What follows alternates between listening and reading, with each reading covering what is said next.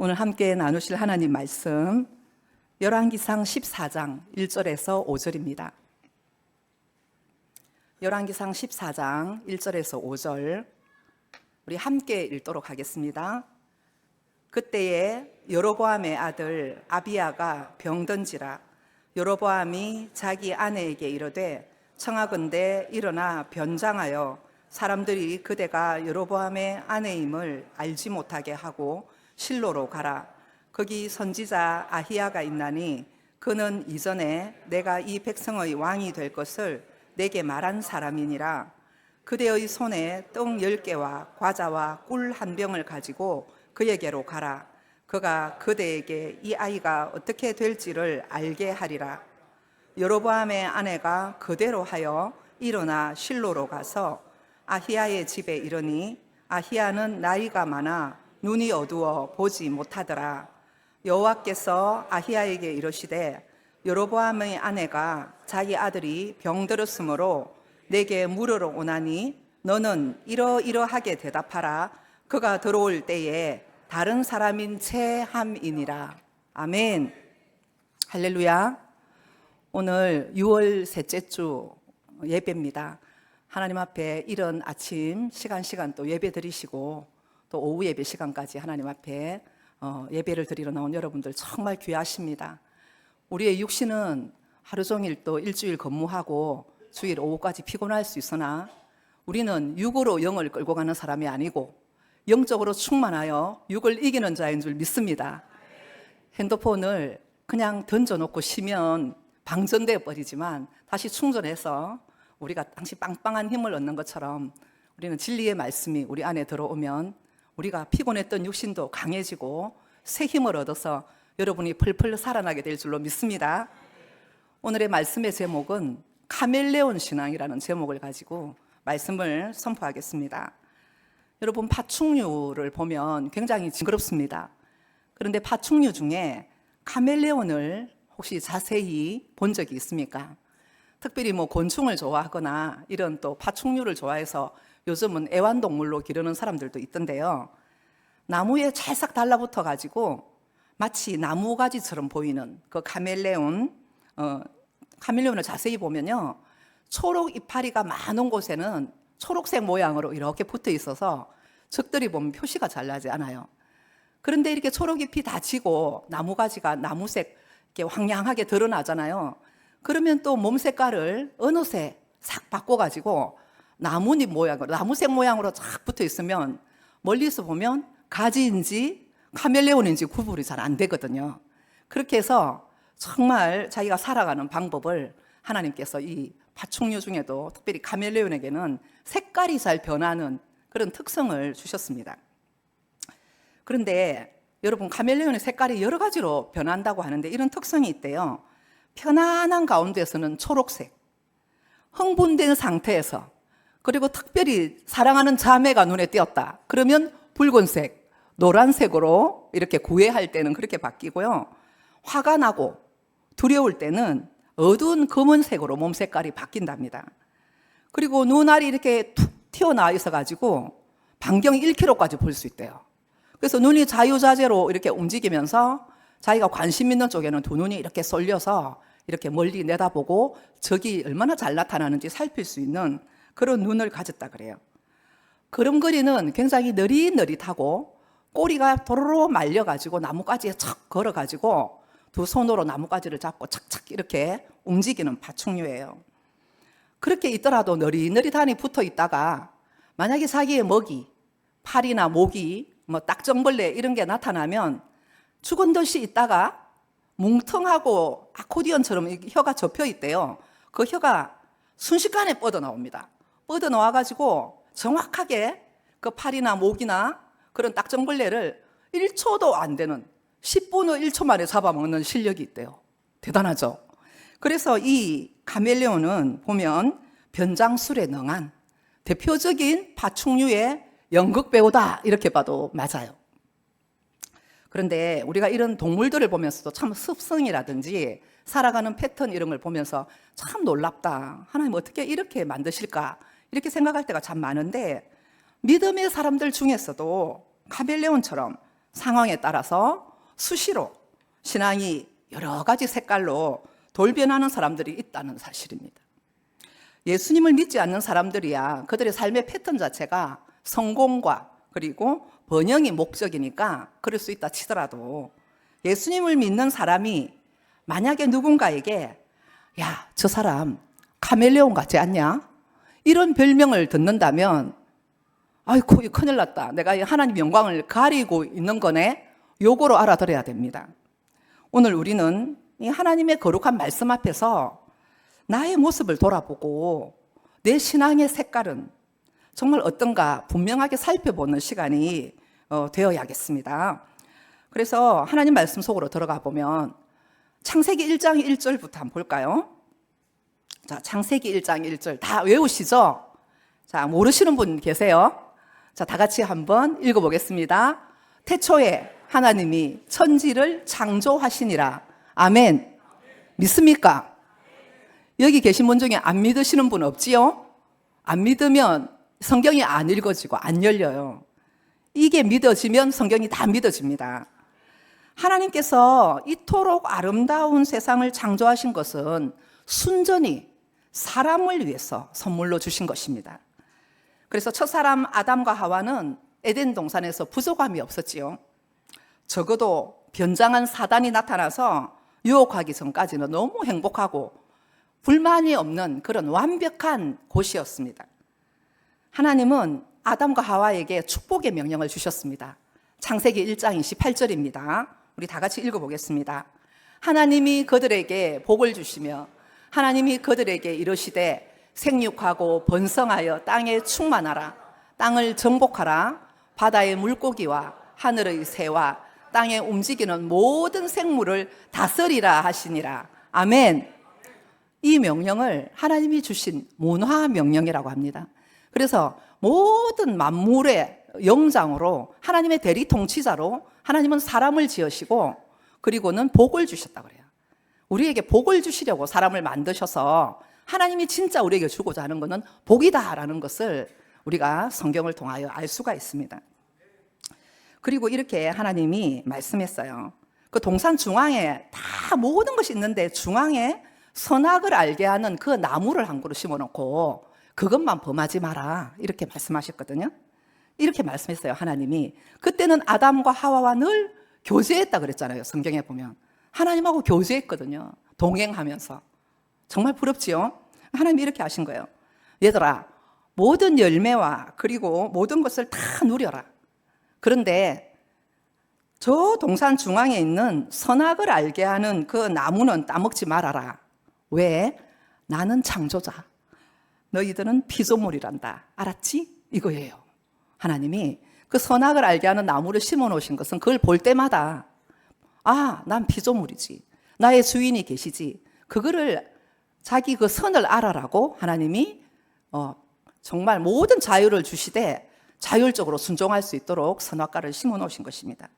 그런데 이 에덴 동산에, 이 평화롭던 에덴 동산에 제일 먼저 변장술에 능한 그런 사단이 뱀의 모습 속에 변장하여서 나타났다는 것이요. 사단이 내어민 카드는 참으로 달콤했습니다. 야, 하와야, 너 하나님이 왜 선악과를 따먹지 말라는지 너 아냐? 너의 눈이 밝아져서 하나님처럼 될까 봐 그러는 거야. 따먹어도 돼. 이렇게 접근을 했습니다. 결국 어떻게 됐습니까? 아담과 하와는 마치 자기를 위하는 척 위장하여 나타난 이 사단의 꼬임에 넘어가서 넘지 말아야 할 선을 넘어갔던 겁니다. 뭐 하나님의 꼴랑 그 선악과 하나 따먹었다고 그렇게 째째하게 그러냐? 제가 전도하다 보니까 그렇게 말씀하는 분도 계시던데 째째한 게 아닙니다. 하나님은 창조자, 인간은 피조물, 이 경계선을 넘어가는 것이 죄랍니다. 죄. 인간은 결코 하나님이 될 수 없습니다.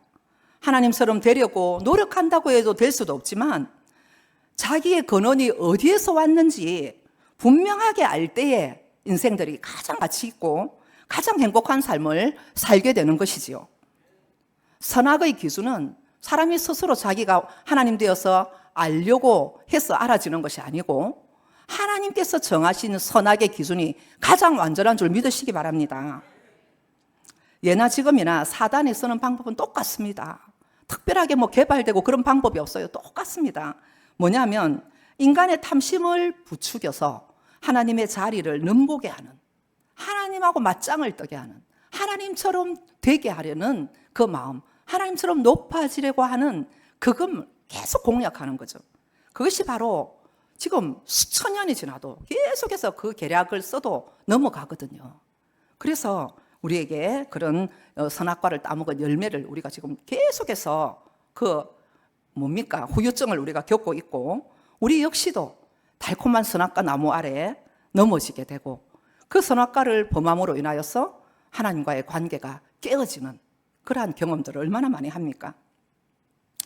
하나님과의 관계가 깨어진다라는 것, 그 교제권이 깨어진 것, 그는 영적으로 죽은 상태가 되겠죠. 단절을 의미합니다. 누구나 예외 없이 하나님과의 관계가 끊어지면서 제일 먼저 찾아오는 것이 두려움이지요. 사단이 가져다 주는 것, 두려움입니다. 성경은 말씀하죠. 온전한 사랑이 두려움을 내어 쫓는다고. 근데 하나님은 사랑이시기 때문에 우리가 하나님과 관계가 맺어졌다는 것은 두려움이 물러가요. 지금 두렵지 않아서가 아니라 두려운 환경 가운데서도 두려움이 사라지는데, 하나님과의 관계가 우리가 선악과를 범함으로 그저 하나님처럼 되려고 내 인생을 내가 책임지려고 하는 순간에 하나님과의 관계가 단절되면서 찾아오는 그 두려움의 불청객이죠. 그럴 때 사탄 마귀가 이때를 놓치지 않고 문 앞에 도사리고 있습니다. 저와 여러분이 가장 약해져 있을 때, 내가 영적 무기력과 침체 속에 빠져서 그 어떤 사람이 하나님의 말씀을 전해도 들리지 않을 때, 냉소적인 마음으로 스스로 위축되어서 주변 관계를 스스로 단절해버리고 혼자만의 동굴로 기어 들어가는 바로 그때가 여러분 정말 위기이거든요. 사랑하는 여러분, 여러분은 위급할 때, 마음이 이렇게 안정감이 없고 불안할 때 누구를 찾아가시나요? 믿음의 사람은 응당히 우리가 하나님을 찾아갈 것 같은데 그렇지 않은 사람들도 많다는 것을 아십니까? 이전에 저희 교회 오후 예배 때 무당으로 이렇게 오랫동안 무당 일을 하다가 주님을 만나고 완전히 이렇게 완전 180도 변화되어서 이제 복음을 전하는 심선미 집사님께서 우리 교회에 와서 간증을 한 적이 있었어요. 그래서 그날 제가 심선미 집사님을 댁으로 모셔드린 일이 있습니다. 그분이 간증을 했어요. 무당을 하고 있을 때 기독교인들이 다수 찾아왔대요. 근데 그 가운데는 심지어 권사님도 계시고 목사님도 계시더랍니다. 목사님이 뭘 물으러 왔는데요? 어디다가 개척을 좀 하면 좋겠냐고. 말이 됩니까? 그런 거죠. 누구를 찾아가야 되는 줄 목사님이 모르면 어쩝니까? 권사님이 고난을 당하고 어려운 일을 당할 때 누구를 찾아가야 되는지 모르면 어쩝니까? 그런 거죠. 그래서 그 내면을 들여다보면 하나님이 내 기도에 응답을 안 하시니 당장 귀신의 음성이라도 내가 듣고 싶은 말을 들으려고 온다는 겁니다. 하나님 아니라도 내가 답답한데 더 용한 분이 있다면 기독교인 아닌 척 변장하고 가겠다는 마음의 태도이지요. 하나님으로 만족 안 되는 그런 사람은 여러분 어떤 말을 듣고 싶을까요? 우리 중에 하나님을 믿는다는 것을 단지 내 기도를 하나님이 잘 들어주시는 분, 그 정도로 하나님을 세월이 흘러서 10년, 20년, 30년을 믿는데 마치 나의 종처럼 필요할 때만 찾는 정도로 그렇게 하나님을 믿는다고 말하면서 그렇게 취급하면서 예수님을 믿는 분이 계시다면 정말 여러분 심각한 겁니다. 전능하시니까 하나님이 내 소원을 다 들어주셔야 됩니까? 참 좋은 전능한 종, 그걸 원하는 그런 신앙의 패턴들이 정말 신앙인들 안에 있다는 건 불행입니다. 내 기도를 안 들어주면 낙심해서 하나님이 안 계시다 이렇게 말하는 아주 초보적인 신앙인들은 그럴 수 있으나 시간이 계속 흐르는 가운데 그렇게 말씀을 듣고 그렇게 예배를 드리고 그렇게 하나님 앞에 주야로 나오는데 여전히 얕은 물가에서 찰싹거리고 정말 발을 담그지도 못하고 하나님 앞에 내를 던지지도 못하는 그런 신앙, 정말 오늘 우리가 종지부를 찍어야 되지 않겠냐 그 말입니다. 그래서 우리가 그런 신을 찾는다면 아라비안 나이트에 나오는 알리바바와 40인의 도둑처럼 그들이 주문을 하죠. 도둑질을 해가지고 자기의 그 산에 다 자기의 아지트에다가 보물들 훔쳐온 거 다 넣어놓고 주문을 딱 걸어가지고 열려라 참깨 이렇게 하면 문이 스르르 열리면 훔친 거 다 모아놓고 자기들끼리 보스도 있고 쫄따구도 있고 다 이렇게 하지만 사이좋게 지낸다고 해서 사람들이 존경하고 부러워합니까? 그렇지 않잖아요. 하나님의 백성이라면 먼저 나의 삶, 나의 그리고 정말 이런 도덕적인 기준을 돌아보고 하나님 앞에 나올 때마다 내 자신을 돌아보고 회개함이 우선이 되어야 될 것입니다.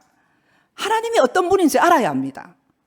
청각적인 패스워드 같은 주문 같은 그런 기도, 그러한 중언부언, 정말 하나님의 뜻과는 상관없이 끝없이 나의 요구, 내 뜻대로 되기를 원하는 그런 신앙 패턴을 우리가 오늘 하나님께서 버려라라고 말씀해요. 그렇게 살아가다 보면 우리의 신앙이 평소 때는 모르는데 위기를 당할 때 우리도 카멜레온처럼 이랬다 저랬다 상황에 맞추어서 얼마나 변질될 수 있는 소지가 충분하다라는 거죠. 오늘 저는 이 말씀을 묵상하다가 우리 성경 안에 과연 어떤 사람들이 이렇게 카멜레온 같은 신앙을 가졌을까 성경을 이렇게 쭉 읽어봤어요. 그랬을 때 오늘 정말 이렇게 말씀해 보면 여러 사람들인데 왕들도 참 그렇게 용감한 것 같은데도 카멜레온 같은 신앙을 가진 자들이 정말 많더라고요. 변장술에 능한 사람들을 좀 시리즈로 찾아보았습니다. 자, 보면 이들이 한결같이 그 곁길로 갔던 것은 복이 무엇인가를 놓쳤기 때문이더라고요. 하나님의 백성으로 부름을 받아서 여러분 아브라함이 그렇잖아요. 처음에 믿음의 조상으로 인정을 받을 때 하나님이 그를 불러서 너는 복이 될지라 그러죠. 너를 통하여 모든 열방이 복을 받게 될 거라고. 그래서 복이 뭐냐면 하나님의 백성 되는 것, 하나님 나라의 일원이 되는 것, 그리고 정말 이 세상 나라 가운데 복덩어리가 돼가지고 모든 열방 사람들에게 하나님의 나라를 증거하는 자가 되는 것, 그것이 복이다라고 말씀했거든요. 그래서 진짜 복은 이 세상에 정말 오복 따르고 뭐 물질의 복 따르고 잘 되는 거 무병장수 뭐 그런 게 아니라 진짜 하나님이 우리에게 주시고자 하는 그 복은 뭐냐면 예배의 복, 하나님을 바라보는 바라크의 복인 줄 믿으시기 바랍니다. 그 복이에요. 오늘 여러분들이 그 복을 누리고 있는 것입니다. 그래서 우리가 정말 이 복을 소유한 자로서 우리가 영생과 하나님 주신 그 구원과 하나님 주신 그 영적인 가치들을 추구하는 그것이 진정한 복임을 알 때 우리는 시간이 갈수록 더 성숙하고 시간이 갈수록 더 아름다운 예수님의 제자가 될 줄 믿습니다. 자, 오늘 보니까 열왕기상 14장 1절을 여러분 읽으셨다시피 여로보암이 등장합니다. 여로보암의 사랑하는 아들 아비야가 병이 들었다 그랬거든요. 자, 우리 14장 2절을 한번 같이 읽어보겠습니다. 여로보암이 자기 아내에게 이르되 청하건대 일어나 변장하여 사람들이 그대가 여로보암의 아내임을 알지 못하게 하고 실로로 가라. 거기 선지자 아히야가 있느니 그는 이전에 내가 이 백성의 왕이 될 것을 내게 말한 사람이니라. 아멘. 이 경험이 있는 거예요. 여로보암에게 아히야 선지자를 하나님이 보내가지고 솔로몬의 마지막 말년의 배교 때문에 나라가 두 개로 쪼개질 건데 네가 하나님이 너를 북이스라엘에 10지파를 준단다. 너는 왕이 될 준비해라. 하나님 뜻대로 잘 다스려야 된다. 이렇게 예언을 했던 거예요. 그래서 그 예언을 받아서 자기가 북이스라엘의 왕이 되었거든요. 그러면 잘해야지. 그런데 여러분 알다시피 이 여로보암이 잘 못했습니다. 하나님이 북이스라엘의 선두주자로 세웠는데 그가 그만 자기의 초대부터 하나님 말씀을 완전히 이렇게 버리고 곁길로 간 거예요. 참 사람은 처음처럼 이렇게 살아가고 변질되지 않은 사람이 참 드문 것 같아요. 왕이 되었잖아요. 그럼 책임감도 있을 텐데 이 여로보암 왕이 뭐 했습니까?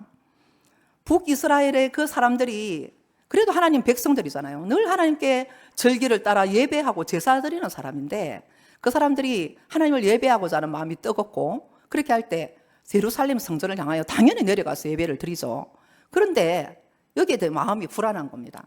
그래서 그가 북쪽에 최고 북단의 단 쪽에 그리고 남쪽에 못 내려가도록 그 경계성에 베델 쪽에 금송아지 제단을 만들어요. 제단을 만들어서 북쪽에 단 쪽에 가면 테일단이 있습니다. 그리고는 거기서 해서 여기서 예배해라. 그리고 절기도 뭐 6월절도 있고 소막절도 있고 다 있잖아요. 비스무리한 날짜를 변경해가지고 절기를 바꾸고, 그리고 제사장은 반드시 레위 지파를 세워야죠. 그런데 평민들, 백성들 가운데서 이렇게 제사장을 자기 마음대로 세우고 변종 종교를 만드는 겁니다. 그러니까 하나님이 얼마나 화가 나요. 그렇게 해서 경고를 했습니다. 안 듣습니다. 그랬을 때 하나님이 이 아비야를 병들게 했다는 것은 그냥 감기 걸리는 정도 아니겠지요? 죽을 병이 든 겁니다. 그렇게 했다면 그것이 바로 하나님이 고난을 보낸 사인이거든요. 돌이켜야 되는 거예요. 그런데 이 여로보암이 이때에 딱 생각해낸 것이, 맞다, 아히야 선지자, 내가 왕이 된 걸 예언했던 그 선지자한테 가서 물어보면 우리 아비야가 살겠는지 죽겠는지 가서 좀 물어봐야 되는데 창피하다 아이가. 그러니까 변장을 좀 하고 당신이 왕비인 걸 들통내지 말고 수수하게 해가지고 가시오, 이렇게 한 거예요. 가서 물어봐라고. 그렇게 해서 보냈습니다. 자, 하나님이 다 보고 계신데 변장을 아무리 한다고 하나님이 모르시는 분이라고 생각하는 것이 믿음이 1도 없는 처사죠. 그렇게 했을 때 아히야가 지금 늙었어요. 그리고는 정말 눈이 어둡습니다. 잘 못 알아보니까. 그런데 하나님이 영어로 아히야 선지자한테 가르쳐 주는 거예요. 아히야야, 지금 여로보암의 아내가 다른 사람인 채하고 들어올 거다. 아비야 그 아들이 병들었거든. 그러니까 그 아들 죽을 거라고 말해줘라. 하나님이 이렇게 아히야 선지자한테 계시를 하셨어요. 그래서 그 아내가 변장을 하고 왔을 때 아히야 선지자가 직언을 합니다. 당신이 그렇게 꾸미고 온다고 하나님을 속일 수 있을 것 같냐? 당신의 아들은 죽을 것이요. 그 예언대로 정말 아비야가 죽게 됩니다. 여러분, 이거에 보면 정말로 이 신앙이 없는 사람들은 하나님을 속일 수 있다고 생각하는 거죠. 이것이 정말 비단 왕들의 이야기뿐만 아니라 우리의 삶 가운데도 하나님을 의식하지 않으면, 죄 가운데 깊이 들어와 있으면 여러분 우리가 백치가 되는 거예요. 성령님은 우리의 영을 맑게 하고 깨끗하게 하고 찌르고 폐부까지도 드러나게 하시니까 우리가 생각하는 것 가운데 예민하게 반응할 수 있고, 죄가 들어오면 우리가 그 가운데서 찔림이 있고 말씀을 들으면 떨리고, 그렇게 되면 정말 소망이 있는 건데, 이게 성령님을 떠나고 자꾸 자율적인 불순종으로 가다 보면 그 삶의 패턴이, 마음이, 양심이 어두워지고 둔해지죠. 그렇게 되면 백치가 되는 것을 볼 수가 있어요. 그렇게 해서는 결국 그 죄의 결과로 인하여서 아비야가 죽는 상황을 맞이하게 되는 것을 보게 됩니다. 하나님이 때로 우리에게 이 가정의 가장 큰 정말 문제는 아비야의 병이었겠죠.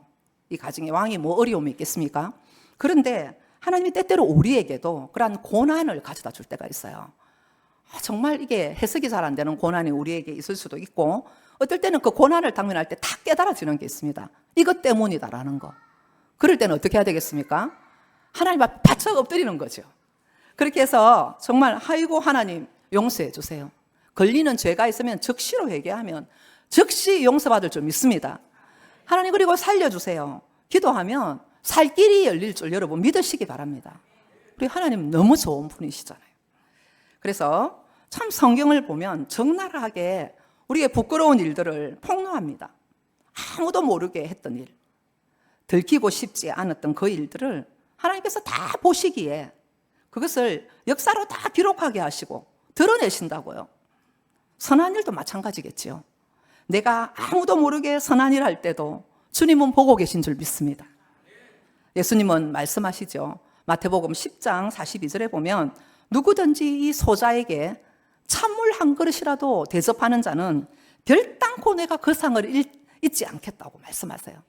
그만큼 아주 소소한 것도 정말 우리가 심어놓은 그 기도, 아무도 몰라도 그 다른 사람을 위하여 눈물 흘리며 기도하고 철회하고 금식하고 그리고 정말 흘러보낸 그 사랑들 주님께서 기억하시는 것을 믿으시고, 여러분 이왕이면 모든 선행을 할 때, 그리고 금식을 할 때나 구제를 할 때나 하나님 앞에 선한 일 할 때 들킬까 봐 조심하고 하시기를 예수님의 이름으로 축복합니다. 아멘. 예. 그러니까 그 상급이 천국에 가서 정말 더 많이 받게 될 줄 믿습니다. 여러분, 이 북이스라엘이란 나라가 하나님의 말씀이 없으므로 남유다는 끝까지 존재하게 되었지만 완전히 사마리아와 섞이게 되면서 망해버려요. 그 대표적인 왕이 바로 이 아까 여로보암과 아합 왕이었잖아요. 이 아합 왕은 여로보암 왕보다 더 악합니다. 어떻게 보면 심성은 그렇게 독하지 않은 것 같은데 그가 그의 부인인 이세벨을 시돈 공주를 맞이하면서부터 바알 아세라 선지자 850명을 데리고 시집을 왔거든요. 그렇게 해서 북이스라엘 전체를 우상화시키고 이 우상 종교를 국교화시키는 그런 정말 앞잡이 노릇을 했죠. 그래서 선지자들을 핍박하고 그렇게 했습니다. 그런 와중에 이 아합 왕이 보면 똑같은 이런 패턴들이 있어요. 하나님을 거역하는 자들의 패턴이 있는데 이 아합 왕이 이제 딱 어떤 일을 했냐면 남유다의 그 당시에 다스리던 왕 중에 여호사밧 왕이 통치하던 때였거든요. 그래서 남유다에는 선왕들이 좀 있습니다. 그런데 이 여호사밧 왕이 정말 이렇게 하나님의 말씀대로 행하고 정직하게 행하고 하나님의 사랑을 받는 왕이었는데 다 잘했는데 하나 딱 잘못했어요. 치명적인 실수를 저지른 게 뭐냐면 북이스라엘의 아합 가문하고 사돈을 맺게 된 거예요. 왜 그랬을까요?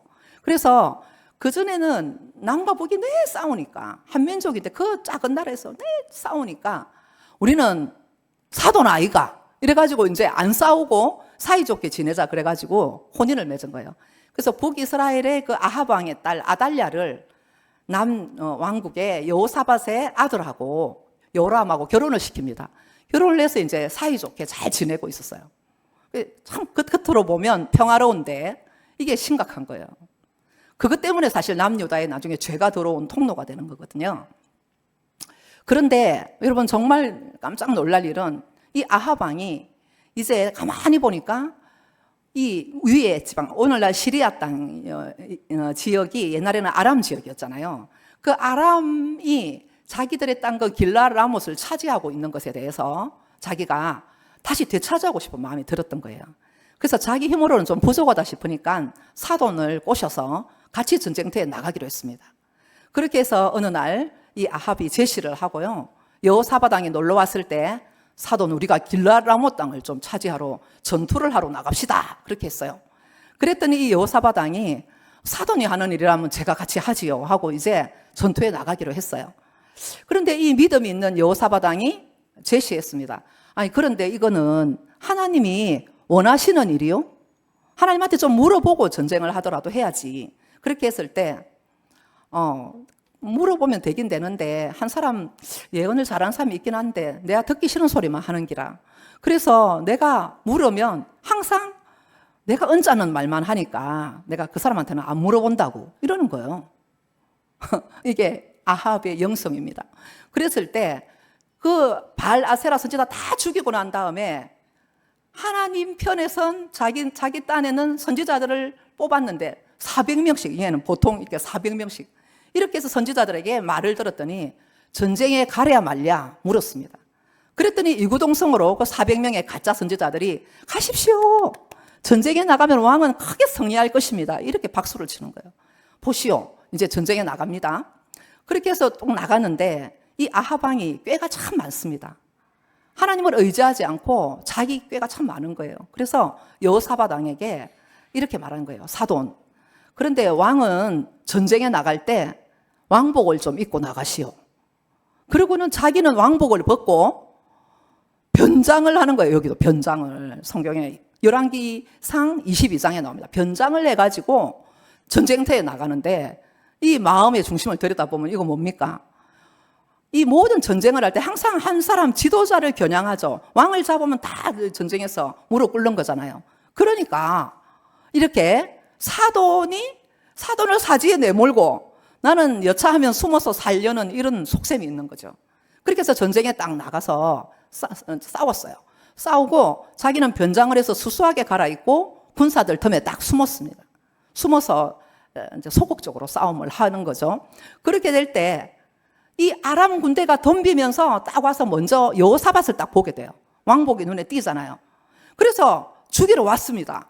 죽이러 왔을 때 성경에 보니까 여호사밧이 깜놀란 거예요. 으악! 소리를 질렀습니다. 그랬더니 보통 그러거나 말거나 왕이니까 죽일 건데 이 군사들이 딱 보더니 이스라엘 왕 아니네? 이러고는 가버리는 거예요. 살려줬습니다. 누가 살렸을까요? 하나님께서. 하나님이 하신 일이죠. 그래서 이 여호사밧은 살게 되고 아합은 숨어서 있었는데 성경에 보니까 어떤 사람이 그냥 우연히 활을 쏘았는데 팔에 탁 맞았어요. 팔에 맞아가 출혈이 심했습니다. 그런데 전쟁이 워낙 맹렬하게 벌어지고 있어서 이 아합이 전쟁에서 나올 수가 없어가지고 출혈 과다로 죽게 되는 거예요. 그래서 아합은 선지자의 그 엘리야의 예언대로 그 피를 개들이 핥아먹을 거다. 너희들 정말 그 악한 그 죄에 대한 보응을 받을 거다. 그 말씀대로 아합은 피를 흘려서 그 병거와 그의 모든 그 피 흘리는 거를 강에다가 가서 씻었죠. 그렇게 될 때 개들이 그 물을 마셨다. 그 예언대로 됐다라고 성경은 말씀하고 있는 거예요. 참 우리가 이러한 정말 변장술에 능하고 자기의 살 길을 자기가 찾으려고 이렇게 노력하는 사람들을 정말 성경에 많은 사람들이 등장하지만은 우리가 특별히 우리의 삶 가운데 이렇게 우리의 영혼을 보이지 않게 노략질하고 우리의 영혼을 살짝살짝 넘나드는 그런 원수마귀의 세력이 있다는 것을 영적으로 깨어서 알지 못하면 우리도 참 그렇게 안 하면 될 텐데 이렇게 생각하는 일도 우리도 모르는 사이에 할 수 있다는 것을 나 자신에게 적용돼야 될 줄로 압니다.